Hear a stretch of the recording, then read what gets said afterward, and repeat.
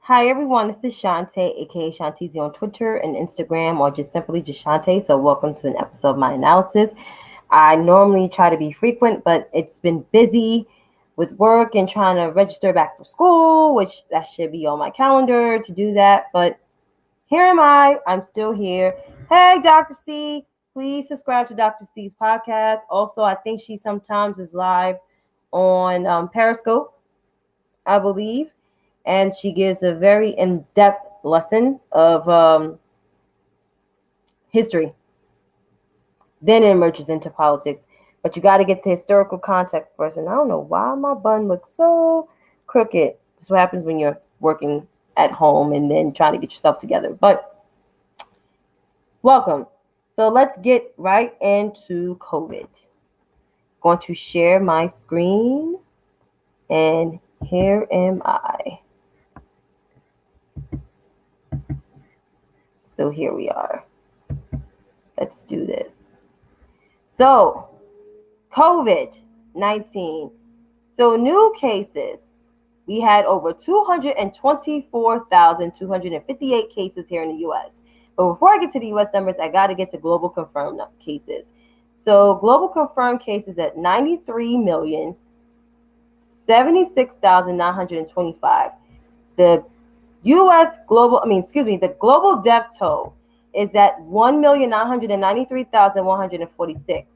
Now, the U.S. confirmed cases are 23,308,882, and the U.S. death toll is at 388,531. Yikes. So each and every day we're getting over 200,000 new cases per day. Now let's draw your attention to the New York Times COVID map. And I'm just going to keep scrolling. As you can see, look at this map.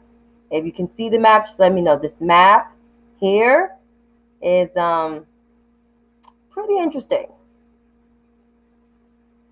Overall, most of this map is pretty severe. You look at parts of, Maine is all right. But then when you look at other places like here in New York, it's ridiculous. As you can see, New York City, we're getting an average of, 6,000 cases daily, over 600,000 cases. 6,000 cases per day. It's a 14-day trend. If you see Connecticut, it's also bad too. If you go to Illinois, you can see some places. Indiana's pretty bad. You go to Utah, Salt Lake City, it's pretty interesting. And then you go to California, you see all these red parts, and then you see blue. It's pretty damn crazy for the most part. You go down south, it's just even worse in the south. So Georgia, yeah. So these cases are crazy. So let's get down to the nitty-gritty.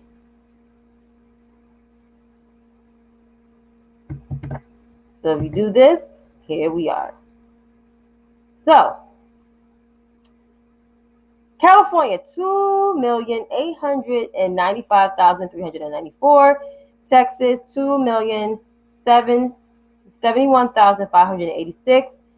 Florida, 1,531,184. New York is 1,193,710. Illinois, 1,555,550. Ohio, 807,293. Georgia, 766,917. Pennsylvania, 754,441. Tennessee, 658,354. Arizona, I believe, is the top 10, 653,546. But if you do this, New Jersey is in the 600,000s, and North Carolina is 651,000. Indiana is 581,534. Keep in mind, the outgoing vice president, who is the leader of the coronavirus task force. That's his home state, and trust me, they're doing bad. You have Wisconsin, who were in the horrible stages, are now their cases easing down, and same with Michigan, Missouri, same. Massachusetts is seeing an uptick, 454,000. So you see South Carolina, same issue, 371,118. You see Louisiana, Oklahoma, Utah just been having it crazy, 317. So all these places you see high cases of COVID-19. So that's daily.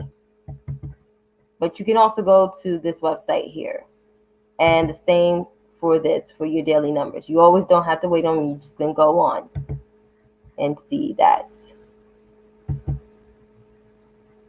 Oh, thank you. So I hope everybody saw the screen. So it's better for me to do that. I can screen share so you guys can see what the hell be going on with COVID. So here we are. And of course, Joe Biden, Kamala Harris, they have a national strategy to combat this. So it will be less than a week when they get there.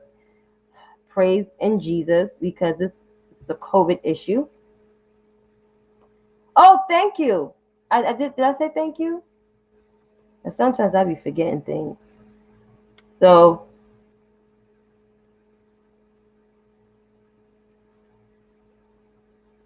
I would like to bring attention to this COVID. Breaking news, President-elect Biden unveils his $1.9 trillion COVID relief plan. So it's unveiled that it's $1.9 trillion COVID relief plan, and that includes $400 billion in aid to fight COVID-19, $1 trillion in direct aid to individuals. That includes $2,000. He mentioned that is a need, and that's also something that the vice president-elect, when she was the senator at the time, wrote and authored the bill. And some people try to take credit for it, try to Christopher Columbus it, along with their black and brown accomplices. But I always say every time, Kamala Harris is the original author of the bill. Stayed up weeds hour and night with her policy directors and her staffers. And lastly, $440 billion in businesses, state and local governments, because New York is in debt. We're in serious debt. I remember the last time I checked, the governor said we $61 billion in debt. And as you see right now,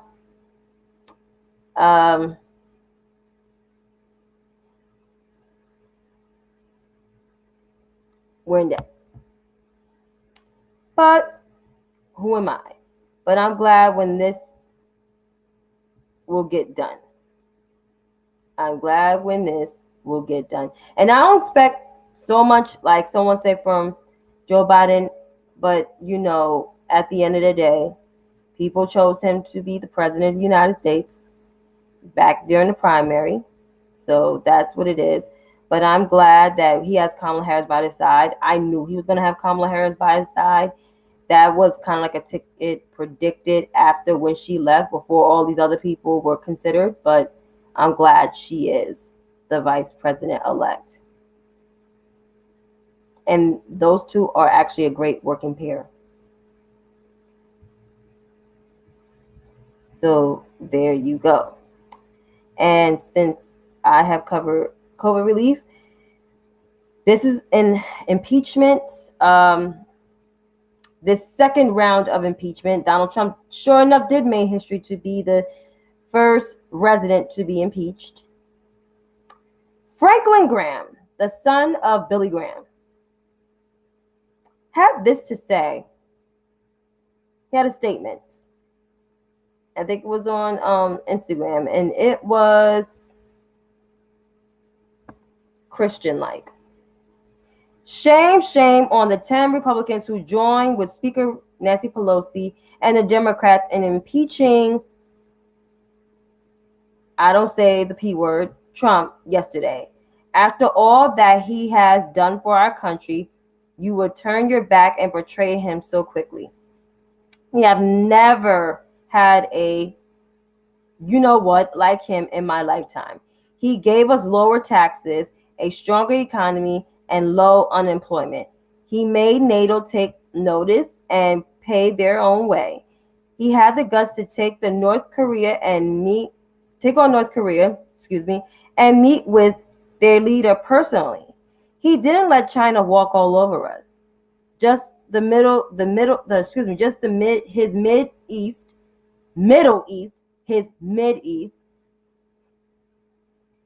Mid East peace initiative in the last couple of months deserves a Nobel Peace Prize.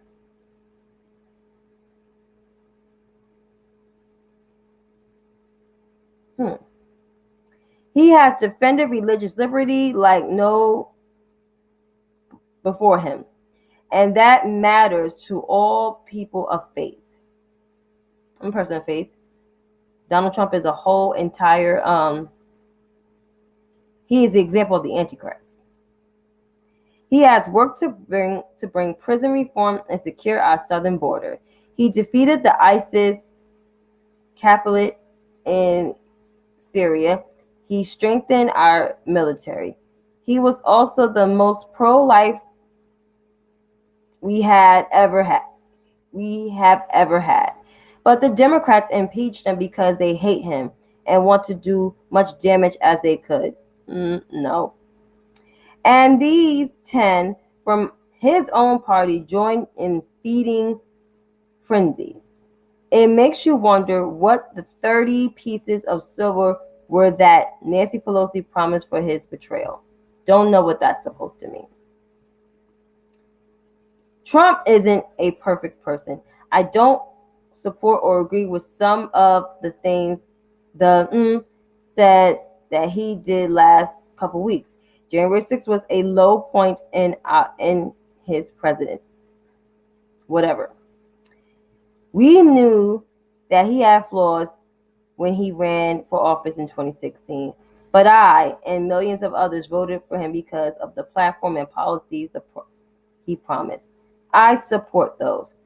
The Democrats have been trying to get rid of the since the day he took office. What they did yesterday only further divides our nation. I hope President-elect Biden will keep his word and work for unity as he said.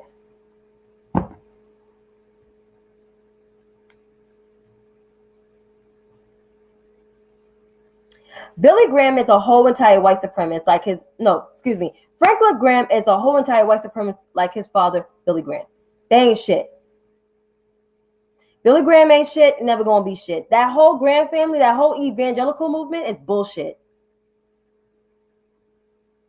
That white Christian, moderate, conservative, oh my God, last week was wrong and it was low and I don't like him as a person, but he protects the religious liberty and his policies are great. So Donald Trump's policy was great when he said there were white supremacists were good people on both sides.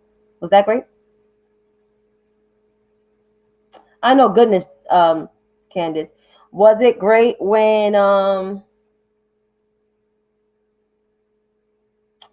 he said that people from African and Haitian nations came from shithole countries and calling their nations shithole countries?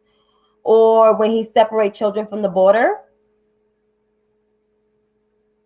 telling four congressional women to go back where they came from, even though 3 of them were born here and 1 is a naturalized citizen and has been one for over 20 years.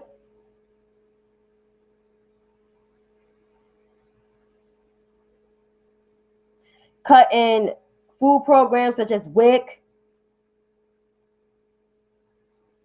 SNAP, rolling back affordable housing protections, and praised it on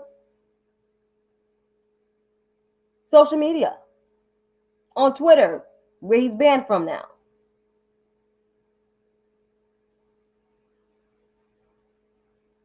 voter suppression tactics, also fucking with the census questions, making it harder for our immigrant brothers and sisters to fill out the paperwork. Franklin Graham can go eat shit. That Bible that he preached from is probably on fire. Because he doesn't represent Christian people. He represents white supremacy.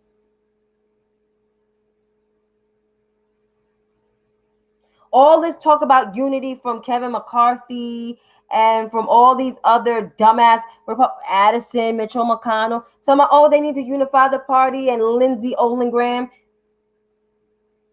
Deal with racism first, because you guys are the fucking enablers. You guys enable this New York con artist from Queens, Jamaica Estates at that. You guys enable him. You guys excuse him for, the comment where he said he's going to take his little fingers and grab them by the pussy. You excuse him for all the racist shit that he has said and all the misogynistic shit that he said. And yet, it's wrong to impeach him. Suck a dick. A big ass one that came and get down your throat. And yes, I said it. Oh, wow. Interesting. And I believe that neighborhood is now represented by Alexandria Ocasio-Cortez.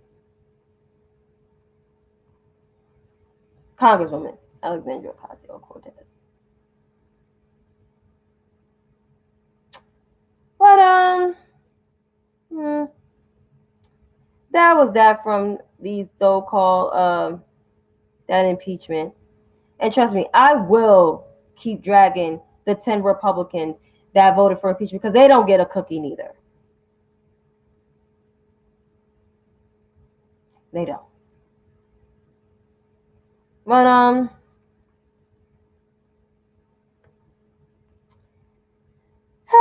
I find it very interesting that all of a sudden a particular progressive is now another one got smoke for you know who.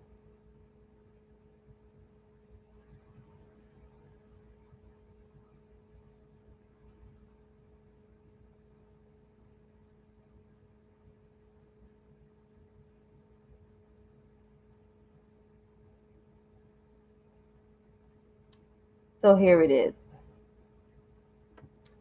This is an accurate representation of how far to the right the Overton window is in American politics. We do not have a major left party in America. We desperately need one. That was Ryan Knight. And he has a graph, I think it's right here. I can show you better than I can tell you. In this graph, he said for the left is era leadership not found. He calls Alexandria Ocasio-Cortez the center. He calls Nancy Pelosi the right. And I guess the far right is Calvert House. But in that far right, he should have had Josh Hawley. He should have left the two women out alone and should have just attacked the Republican Party. But this is Ryan Knight, folks. He praises MAGA. He said, I can talk to a conservative, but I can't talk to a liberal. No, you can't talk to people that tells you the fucking truth to your fucking face. Yeah, they call them liberal or conservative in Europe. The Liberal Party or the Conservative Party. This is how stupid Ryan Knight is. This is how going to college is worth it, because he has no LinkedIn profile. Shante, a lot of people don't have a LinkedIn profile. I do.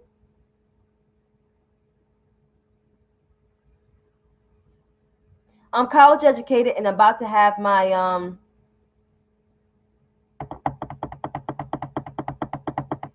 master's degree real soon. Very smart. And yes, that neighborhood is represented by her. But progressives like Ryan Knight, Walker Bragman, Jimmy Dore, and their female counterparts ain't shit.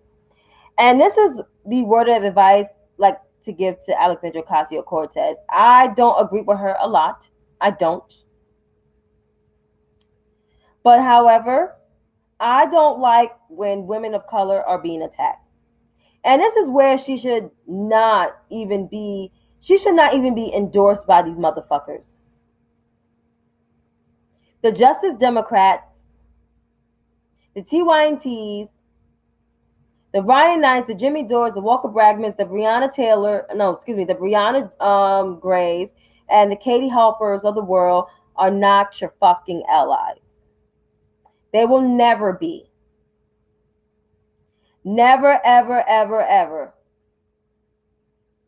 Oh, they changed the district? Wow. Interesting. But they will never be your allies. Never, ever. Never, ever, ever, ever, ever. They only care about whiteism and how is it going to help them. And unfortunately, Breonna is their foot soldier.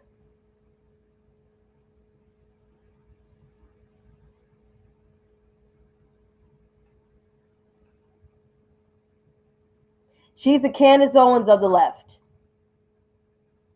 They share a commonality.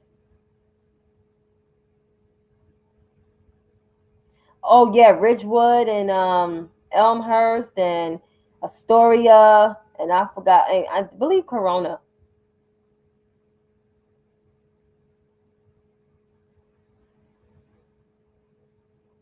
But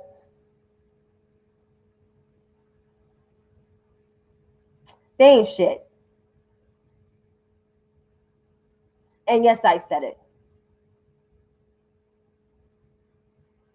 And that's that.